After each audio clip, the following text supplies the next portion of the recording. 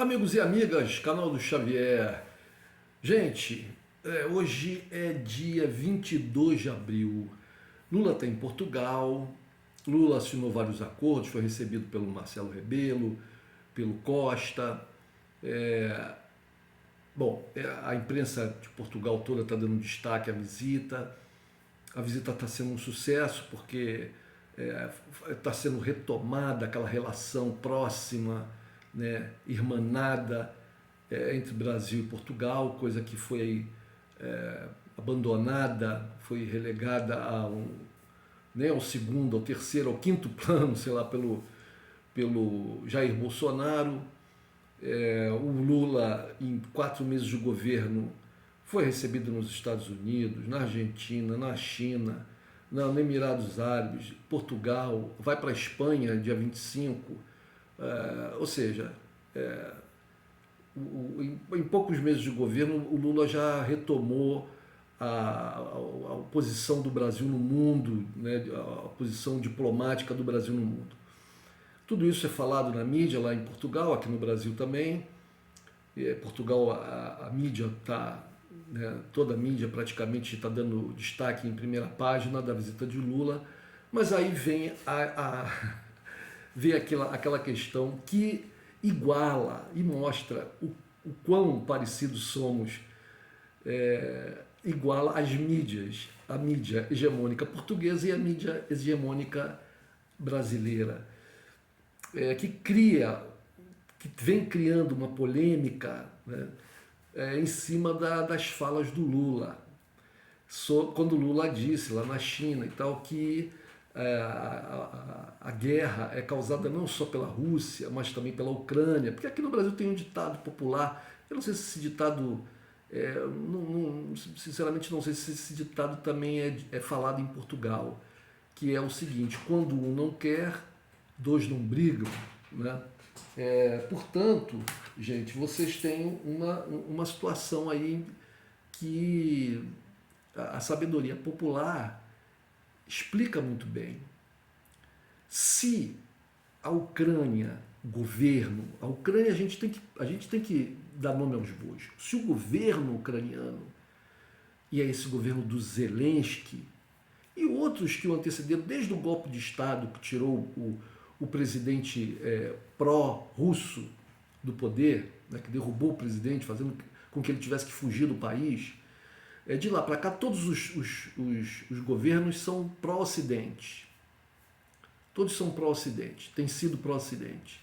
E o governo do Zelensky foi assim a cereja no bolo.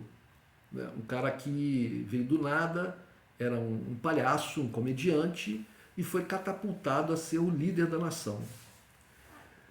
Então, esse governo, é isso aqui eu não entendo, como as pessoas não entendem. Não entendem. Esse governo, se quisesse fazer a paz, teria feito. Bastaria que tivesse aceitado aquelas solicitações até então da Rússia, que a Ucrânia não entrasse para a OTAN, que a Ucrânia, de início, apenas não perseguisse, não atacasse as populações de Donetsk e Lugansk. Num segundo momento, que desse a eles autonomia. Autonomia. Assim como os Açores são autônomos, têm autonomia, o arquipélago dos Açores tem autonomia em relação ao governo de Portugal, mas continua sendo Portugal. Quem nasce nos Açores é português. O governo local dos Açores, não é um governo rebelde contra o governo português, não tem uma força armada própria, não está buscando independência. Autonomia, gente. Então, se fosse assim, olha, não entrar para a OTAN, por que a Ucrânia tem que entrar para a OTAN? Por que ela teria que ter entrado para a OTAN? Por que ela teria que ter entrado para a OTAN? A Rússia não tinha milhares de homens na porta da Ucrânia quando colocou essas questões, né? Que a Ucrânia não entrasse para a OTAN, que ela desse autonomia a Donetsk e Lugansk. Mas a Ucrânia não quis fazer isso, não quis, né, incensada, apoiada, incentivada, financiada, obrigada pelos Estados Unidos. E a Europa vai toda a reboque. Portugal doa algo em torno de 2 bilhões para a Ucrânia, de reais. No entanto, não tem dinheiro para fazer a manutenção dos seus navios de guerra. Veja o caso do Mondego. As recessões brutais, brutais, cada vez piores. Vai chegar um ponto em que a União Europeia vai declarar a não existência do Estado russo e dos cidadãos russos. A União Europeia vai declarar que a palavra Rússia não existe mais. Tamanho o ódio que se instalou no coração e nas mentes dos dirigentes europeus. Mas tudo isso para satisfazer os interesses dos norte-americanos. Veja, vamos ver na prática, gente. Na prática, a Alemanha parou de comprar o gás russo. E agora, o que acontece com a Alemanha? Paga bem mais caro no gás que ela importa de outros lugares. Isso é ruim para quem? Para a Alemanha, porque repercute não só na carestia interna para os seus cidadãos, né, que está sendo verificado desde o início da guerra e com as sanções, etc., mas também no preço final dos seus produtos que são vendidos mundo afora. E aí os concorrentes aproveitam. A Europa como um todo, nesse 1 ano de guerra, o que a Europa... Eu não estou nem falando da Ucrânia ainda, mas o que a Europa tem se beneficiado? E falando da Ucrânia em si, o Putin falou lá atrás que a Ucrânia poderia deixar até de existir. Bom, ela não deixou de existir até agora, mas uma coisa que eu venho falando aqui há não sei quantos vídeos, tem mais de 20% do seu território ocupado por uma nação estrangeira. Perdeu esse território. Perdeu. Esse território está perdido. Tem a sua economia destruída. Uma parcela considerável da sua população morta. Se a gente falar só dos militares, são soldados, são homens jovens. Homens na fase da vida da força, tanto reprodutiva como de trabalho, intelectual, etc. Milhares e milhares estão morrendo. E parece que ainda vão morrer mais. Esse meu riso aqui não é de alegria não, gente, é de tristeza. Milhões de pessoas deslocadas dentro da Ucrânia. Milhões que foram para o exterior. A economia da Ucrânia é um farrapo. A Ucrânia é um farrapo. E vai perdurar esse farrapo por muitos anos, mesmo que a guerra termine hoje.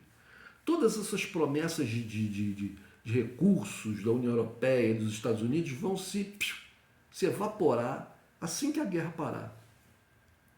Assim que o interesse voltar se dirigir para outro lugar. Mas é impressionante, a mídia portuguesa é igual à mídia brasileira, a mídia hegemônica é igual. Repercutem o que os Estados Unidos coloca para o mundo é o que eles repercutem. E a bandeira que eles carregam, é a fé que eles têm no coração, é o Deus a quem eles adoram. Impressionante. A Rússia é a grande culpada da guerra, não tem conversa, porque afinal de contas a Rússia invadiu a Ucrânia. Acabou. A Rússia invadiu a Ucrânia, é a Rússia que está atacando, então acabou. A Rússia é a grande culpada. Não importa que a Ucrânia viesse se armando desde 2014, que o Ocidente viesse treinando e já armando a Ucrânia. Não importa que a Ucrânia não era um paizinho pobrezinho no sentido militar. A Ucrânia era uma potência militar. A Ucrânia é uma potência militar. Claro que não no nível da Rússia. Claro que não no nível dos Estados Unidos. Mas era uma potência militar.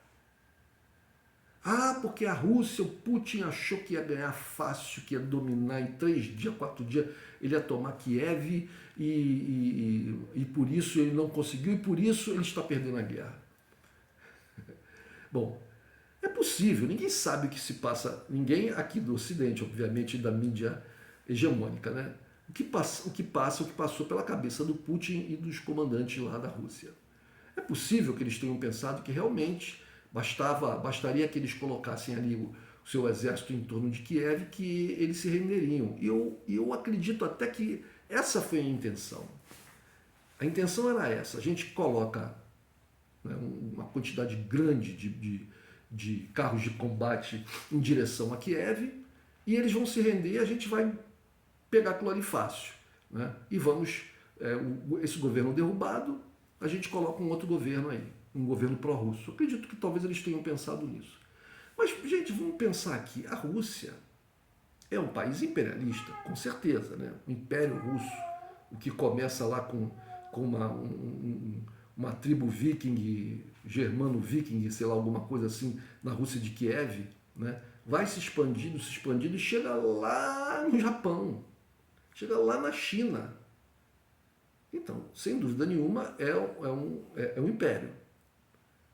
Já travaram, no tempo de existência da Rússia, já travaram um número absurdo de guerras. Não é como o Brasil, ou mesmo até Portugal. Portugal, tudo bem, foi um país colonizador, né, esteve pelo mundo afora aí, dominando, matando, etc., como se fazia. Né? Não estou aqui julgando Portugal. Era o que acontecia lá no século XVI, XVII, XVIII, até no início do século XX era assim. Na verdade, até depois. Lembre-se das guerras dos norte-americanos, né, que entraram aí pelo século XX. Mas a Rússia tem expertise em guerra. A Rússia, no século XIX, estava a Rússia ali com a Inglaterra ali disputando ali a região ali do Oriente, do Oriente Médio, dos Balcãs, etc., o chamado Grande Jogo. A Rússia, a Segunda Guerra Mundial, ela foi na Rússia, em grande parte. Morreram milhões, mais de 20, talvez 25 milhões de pessoas na Rússia, enquanto que os norte-americanos perderam 400 e poucos mil homens. 400 e poucos mil, e a Rússia mais de 25 milhões, segundo alguns. Então, a Rússia fez guerra lá no Afeganistão, que ela perdeu, né? A Rússia teve batalhas agora ali na Geórgia, ou seja, os russos não são bobos. É claro que quando eles entram numa batalha, eles têm um plano B, um plano C, um plano D. Né? Ou vocês acham que só os americanos e os ingleses é que fazem esse tipo de estudo? A subserviência da mídia portuguesa ao que falam os ingleses de tal monta que até assusta a gente, até assusta. Os europeus em geral, os ingleses que traíram a União Europeia, traíram com o Brexit, traíram. E estão se ferrando, mas traíram. Por que os ingleses fizeram? Por que os ingleses decidiram sair do Brexit? É interessante, não tem um plano aí arquitetado, não. Porque essa questão na Europa agora toda enfraquece a Alemanha. Né? A Inglaterra sai do Brexit porque ela, de certa forma, ficaria subordinada ao poderio econômico alemão, como toda a Europa, toda a União Europeia. Né? Mas isso para os americanos era muito ruim. A aproximação da Alemanha com a Rússia, isso para os americanos era terrível. Está lá, gente, nos escritos dos think tanks americanos. Leiam lá o Rand Corporation, leiam os textos dos think tanks americanos que vocês vão ver. Eles já falavam isso. Né? A Alemanha não poderia se desenvolver, juntar a indústria alemã, né, a tecnologia alemã com a expertise armamentista russa, seria um perigo. Né? Assim como os americanos não quiseram que a Rússia entrasse para a União Europeia, para a OTAN, etc., porque a Rússia era muito grande. Então, a coisa da situação em que a Europa se encontra, a Alemanha nomeadamente, rompendo praticamente com a Rússia, rompendo uma relação que era maravilhosa para os alemães, gás barato, constante, seguro, abundante, rápido, vindo ali nos gasodutos, romperam essa relação, passaram a pagar gás mais caro, o que poderia vir a ser... Imaginem as rotas da seda, a nova rota da seda vindo lá da China, e ligando a Europa à China, passando pela Rússia. Olha que maravilha de desenvolvimento econômico não seria isso? Aí os caras dizem assim, os europeus dizem assim, não, mas isso ia nos subordinar à China. Bom, eles preferem ficar subordinados aos norte-americanos. E não ia subordinar a China nada, isso dependeria da capacidade dos europeus de não se fazerem subordinados. Mas eles provam que não, porque eles querem ficar subordinados aos norte-americanos. Então, a Inglaterra, que não passa de um posto avançado norte-americano, o que eles dizem, o que sai na mídia inglesa, o que dizem lá os porta-vozes do governo inglês, os think tanks ingleses, né, os especialistas ingleses saem na primeira página dos jornais de Portugal e de outros países da Europa. Pois bem, Lula falou apenas o que todo mundo sabe. Para se conseguir a paz, a Ucrânia tem que ceder território, os territórios que já estão ocupados, ou alguém aí na terrinha, e aqui no Brasil, acredita, eu pode imaginar, que a Rússia vai devolver o que ela ocupou militarmente com muito sangue russo, com muita bala de canhão russo? Vocês acham que ela vai devolver? E como é que faz para retomar? Vão destruir a economia russa? Bom, se vocês querem destruir a economia russa, preparem-se porque vão pipocar mísseis, hipersônicos em direção ao Ocidente. Portugal tá assanhado, está pedindo para ser alvo, né? Portugal está querendo ser um alvo. O governo português está quase colocando uma faixa bem grande, assim, desde o Algarve até atrás dos montes, dizendo assim, aqui, russos, atirem aqui. E o que a Europa ganha com isso? O que Portugal ganha com isso? Nada. Aí o Lula fala que a culpa é dos Estados Unidos. Alguém tem dúvida disso? Vocês aí na Europa têm dúvida que a culpa é dos americanos? Olha só, olha a sabotagem feita no Nord Stream. Olha a sabotagem feita no Nord Stream. Por que foi feita a sabotagem no Nord Stream? Os alemães não tinham parado já de comprar o gás? Os gasodutos não estavam fechados? A quem interessaria destruir o gasoduto que está fechado? Ora, só interessaria àqueles, com crase, àqueles que pretendessem que nunca mais, num futuro, por mais distante que seja, sejam retomadas as relações comerciais que existiam entre a Alemanha e a Rússia. Somente aqueles que têm esse interesse, que nunca mais isso aconteça. Para garantir o quê? Para garantir o quê? Para garantir a democracia europeia. Olha, que balela, gente, que balela. A luta é contra as democracias. Agora elegeram isso, né? A luta é contra as democracias ocidentais, contra as tiranias do Oriente. As democracias ocidentais. Bom, até pouco tempo atrás, a Polônia, né, até antes da guerra, a Polônia era falada na Europa como um país governado por um extremista de direita. Agora não se fala mais. Isso sumiu da mídia, não se comenta mais o governo de direita, de extrema direita da Polônia. Não se comenta mais. Se comenta o da Hungria porque ele se rebelou contra a União Europeia. Os da Polônia não se fala mais. Também não se fala muito da Meloni, da fascista italiana que está no poder, porque ela também já deu sinais de que vai seguir o figurino ocidental. Né? É interessantíssimo isso, é interessante. Os Estados Unidos são a capital da democracia no mundo. Um governo, um país que tem 2 partidos políticos que se revezam há, sei lá, mais de século no poder. Isso é uma democracia. Isso é uma democracia. A Inglaterra, que mantém uma monarquia, uma família real, corrupta, pedófila, nazistinha, lembre-se do príncipe exilado que casou com a mulata americana, né? quando ele, alguns anos atrás, quando ele era mais jovem, que ele foi numa festa fantasiado de militar nazista. Vejam, gente, um cara da família real, era jovem, um cara da família real britânica, né? A Inglaterra foi atacada, foi bombardeada impiedosamente pelos nazistas. A Inglaterra lutou ali de frente, junto com os Estados Unidos, contra os nazistas. E um dos filhos, né, um dos netos na época, ele era neto da rainha, né, filho do atual rei, foi a uma festa de jovem vestido de oficial nazista, com a suástica aqui no ombro e tudo. Que tipo de educação essa gente tem? Então essa que é a democracia, esses é que são os centros democráticos do mundo. A Inglaterra e os Estados Unidos. E os países europeus, né, só olham para o seu umbigo. Tudo que acontece no mundo, eles só veem pela ótica da sua ideologia.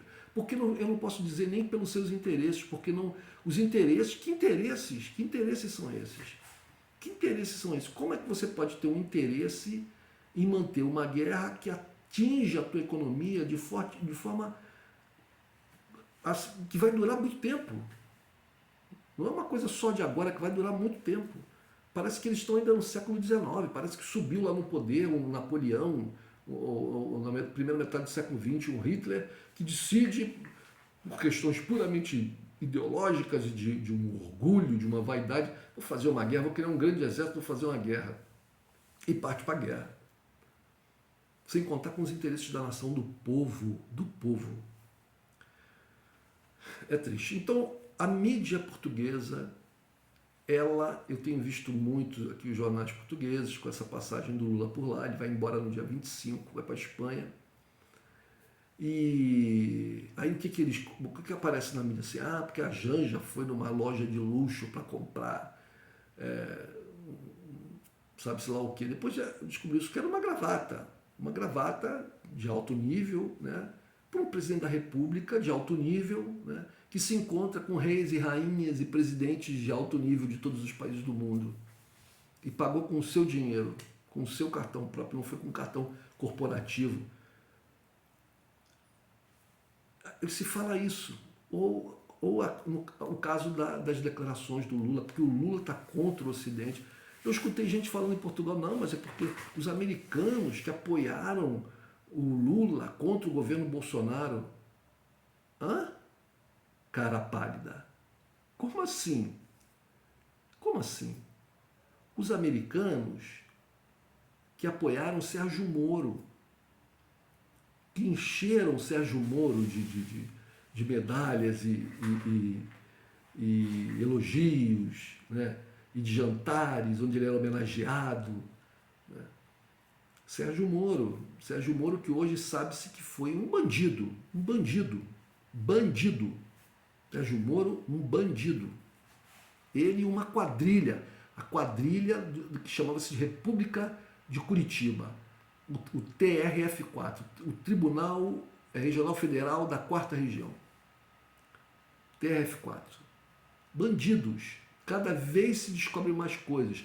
Quem está em Portugal e não acompanha a mídia brasileira, procure na internet, no Google, Tacla Duran. Tacla é o nome de um advogado. Tacla Duran. Tem dupla cidadania, brasileira e espanhola, está na Espanha. Tem acusações gravíssimas contra Sérgio Moro e o pessoal da Lava Jato aqui. Recentemente um juiz, ele vinha ao Brasil depor, porque recebeu do Supremo Tribunal Federal uma espécie de um salvo-conduto, né? Foram revogadas as prisões que tinham sido pedidas pelo TRF4, foram revogadas pelo Supremo Tribunal Federal, e ele vinha depor. Aí um juiz lá do TRF4, contrariando o Supremo Tribunal Federal, coloca uma nova ordem de prisão. E quem era esse juiz? Bom, esse juiz é pai do namorado da filha do Sérgio Moro, namorado e sócio do Sérgio Moro num escritório de advocacia. Interessante isso, né? Interessante isso. Era assim que eles usavam a coisa da justiça e do Tribunal Regional Federal lá em Curitiba. Na época que Sérgio Moro mandava e desmandava, todo mundo obedecia a ele, inclusive os desembargadores de segunda instância. Uma quadrilha, verdadeira quadrilha. Então, gente, essa gente toda era apoiada pelos norte-americanos, pelo Departamento de Justiça norte-americano, pelo Departamento de Estado norte-americano. As ligações estão todas aí, busquem na internet, vocês vão ver. E a gente não pode esquecer que quem financiou, treinou, apoiou de todas as maneiras e tal, o golpe militar e a ditadura militar foram os americanos. Então a gente não deve nada para os americanos. Lula não deve nada para os americanos. Também não deve nada para os europeus. Os países têm relações de troca, não de dívida. Fora algumas exceções. Então é isso. Nesse caso da subserviência aos interesses externos, a interesses alienígenas, a mídia portuguesa é irmanada com a mídia brasileira, né? O que mostra os laços, até para o bem e para o mal, os laços entre Brasil e Portugal, até rimou, gente. Para o bem e para o mal estão mostrados os laços entre Brasil e Portugal. Um abraço, minha gente.